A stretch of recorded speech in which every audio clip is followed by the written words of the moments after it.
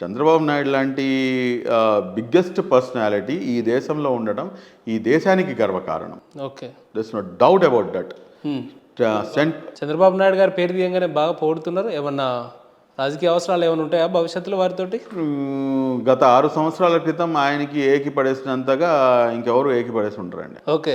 రాజకీయ అవసరాలు ఉంటుంటే కనుక నేను ఖచ్చితంగా ఏమిటంటే నాకు ఒక చోట సీటు ఇవ్వండి అని చెప్పేసి, లేకపోతే నాకు ఫలానాది ఇవ్వండి అని చెప్పేసి, లేకపోతే ఆ పార్టీలో చేరిపోయి ఆయనకి భజన పరుడు కిందకి మారిపోయేవాడిని. అందులో ఎందుకు ఫారూక్ గారికి గతంలో నచ్చని చంద్రబాబు గారు ఇప్పుడు ఎందుకు నచ్చుతున్నారు? 2019లో 23 సీట్లతో ఘోరమైనటువంటి ఓటమిని చవిచూడ్చినటువంటి చంద్రబాబు నాయుడు గారు ఇంకా ఈయన అసెంబ్లీకి రాడు, అసెంబ్లీకి రాకుండా ముఖం చాటేస్తారు, ఖచ్చితంగా రాజకీయ జీవితమే అయిపోయింది అని మనలాంటి వాళ్ళందరం కూడాను అనుకున్నటువంటి సమయంలో ఆ గుండె నిజంగా దానికి హ్యాట్స్ ఆఫ్ అండి. బాబు గారి కన్నా ఆ గుండెకి హ్యాట్స్ ఆఫ్. ఎందుకంటే అంత దారుణమైనటువంటి ఓటమిని అంగీకరించి అసెంబ్లీలోకి వచ్చి 5 సంవత్సరాలు నేను ఉండి పోరాడతాను అని చెప్పేసి అందరినీ గెంటేసినా కానీ ఆయన సింగిల్గా అసెంబ్లీలో నుంచొని పోరాడినటువంటి ఏదైతే వ్యక్తిత్వం ఉంది చూడండి, అది అట్రాక్ట్ చేసింది. 2024 వచ్చింది, 11 సీట్లతో ఘోరమైనటువంటి ఓటమిని చవి చూశారు. ఆయనకు ఉన్నటువంటి వయసులో ఏదైతే మీ వయసు ఉందో అంత ఎక్స్పీరియన్స్ ఇక్కడ ఉన్నటువంటి ముఖ్యమంత్రి గారికి. మరి మీరేం చేశారు? కనీసం మీరు రావటానికి కూడాను ముందు వెనకాల ఆలోచిస్తున్నారు. చూడండి, కేవలం గెలుపుని మాత్రం ఆస్వాదించడం కాదు, ఓటమిని కూడాను దగ్గరుండి దాంట్లో కళ్ళలో కళ్ళు వేసి చూసి దీన్ని నేను ఎదుర్కొంటాను అని చెప్పిన వాడు మాత్రమే నాయకుడు అవుతాడు. మారడం జరిగింది. ఫారూక్ సాబ్, మీరు ఇందా కులాలకు మతాలకు అతీతంగా ఎదిగిన లీడరు చంద్రబాబు నాయుడు గారు అని చెప్పారు కదా.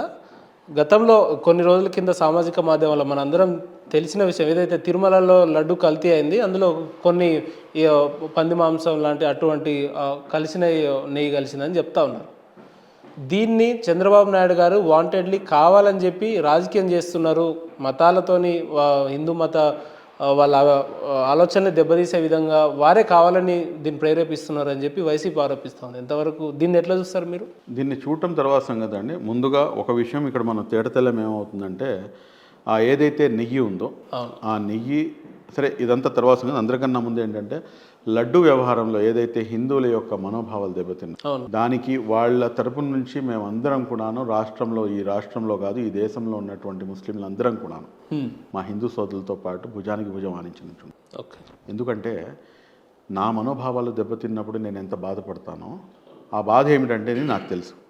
ఎందుకంటే మీరు దైవ ప్రవక్తని అవమానించినప్పుడు కానీ, లేకపోతే అవమానించే ప్రయత్నం చేసినప్పుడు కానీ, లేకపోతే ఇస్లాం గురించి నోటికి వచ్చినట్టు మాట్లాడేటప్పుడు మా మనోభావాలు ఏ విధంగా అయితే దెబ్బతింటాయో, అటువంటి పరిస్థితిలో ఈ రోజున ఈ దేశంలో ఉన్నటువంటి హిందూ సోదరులు అటువంటి పరిస్థితులు ఏంటంటే మేము ముస్లిమ్స్ అందరం కూడాను మా హిందూ సోదరులతో పాటు. సరే, ఇది ఎవరు తప్పిదాం అని తర్వాత అన్నా కూడా తప్పిదం అయితే జరిగింది కదా, కంట్ల ముందు కనిపిస్తుంది కదా.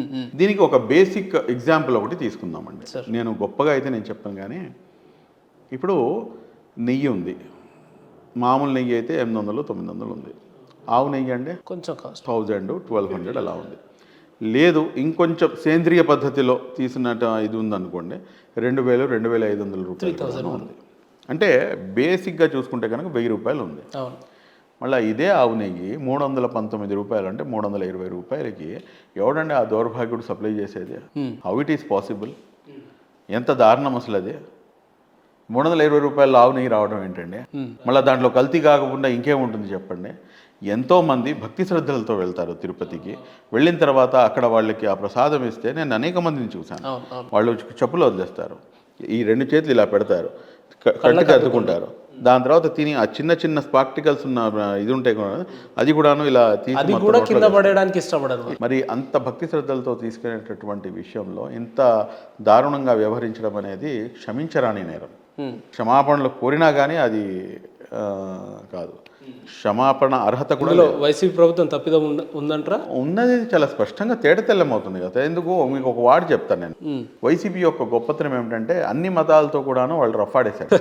అన్ని మతాలకి, ఇంక్లూడింగ్ క్రైస్తవ మతం, ఇంక్లూడింగ్ ఇస్లాం, ఇంక్లూడింగ్ మన హిందువులు. ఓకే. మాట్లాడితే నేను భగవద్గీత లేకపోతే ఖురాను లేకపోతే బైబిల్తో పాటు నేను ఈక్వల్గా చూస్తాను ఏదైతే మేనిఫెస్టో ఉంది అని చెప్పేసి, రెండో వైపునేమో వెళ్ళి నేను హిందువుని అని చెప్పేసి ఒక స్వామీజీ దగ్గరికి వెళ్ళి ఇచ్చేస్తాడు.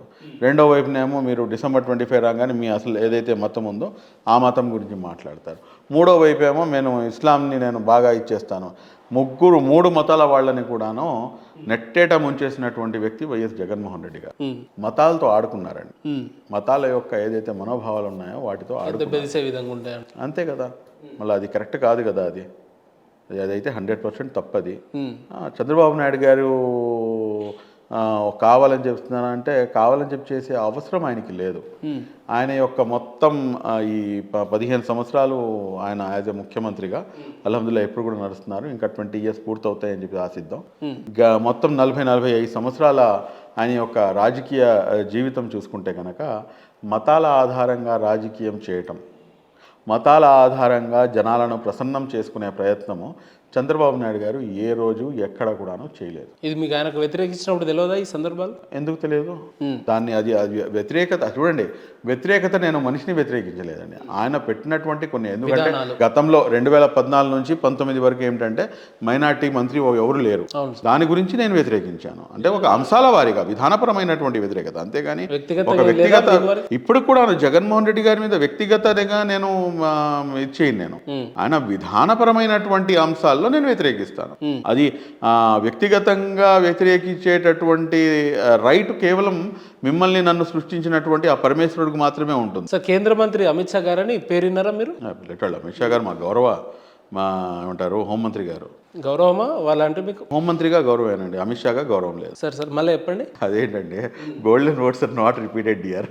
హోంమంత్రి గారు అంటే గౌరవం కానీ అమిత్ షా గారు అంటే గౌరవం. హోంమంత్రి అమిత్ షా గారి లాగా గౌరవం, అమిత్ షా గారి లాగా గౌరవం లేదు అన్నాను. తెలంగాణలో జరిగిన సార్వత్రిక ఎన్నికల్లో చేవెళ్లలో ఒక సభలో వారు మాట్లాడుతూ తెలంగాణలో గనక బీజేపీ అధికారంలోకి వస్తే ముస్లింలకు ఉన్న 4% రిజర్వేషన్ మేము తీసేస్తాం అని చెప్పి మాట్లాడారు కదా. మరి ఆ స్టేట్మెంట్ ఇచ్చిన వ్యక్తితోటే మీరు అభిమానించే నాయకుడు అయినటువంటి చంద్రబాబు నాయుడు గారు వారి అండర్లో పనిచేస్తా ఉన్నారు కదా. సో దీన్ని ఎట్లా చూస్తారు? దీన్ని నేను చూసేది ఏంటంటే బాబు, ఎలక్షన్ అయినాయి, రిజల్ట్ డిక్లేర్ అయింది, రెండో రోజు ఆంధ్రాలో కూడా ఇదే రకమైన పరిస్థితి. అదే సార్, నేను ఎక్కడ నేను డొంక తిరగండి. తప్పుంటే ఎస్పై తప్పయింది అని చెప్పి 2 చేతులు ఎట్టి దండం పెడతాను.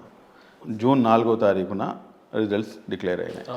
5వ తారీఖున మా యువ నాయకులు నారా లోకేష్ గారు నేషనల్ మీడియాతో మొత్తం కూడాను సంబోధించారు. ఆ సమయంలో నేషనల్ మీడియా మొత్తం అన్ని మేజర్ ఛానల్స్, ఎందుకంటే ఒక స్టూడియోలో కూర్చొని ఇంకో ఛానల్ పేరు తీసుకోవడం అది సంస్కృతి కాదు. సో ఆ పెద్ద పెద్ద ఛానల్స్కి ఆయన ఇంటర్వ్యూ ఇస్తూ అందులో మీలాగానే యాంకర్ గారు అడిగారు, ఇదేంటండి ఈ రకంగా ముస్లిం యొక్క 4% రిజర్వేషన్ ఉంది కదా, దాన్ని తీసేయాలి కదా అంటే, ఎందుకు తీసేస్తాము అన్నాడు.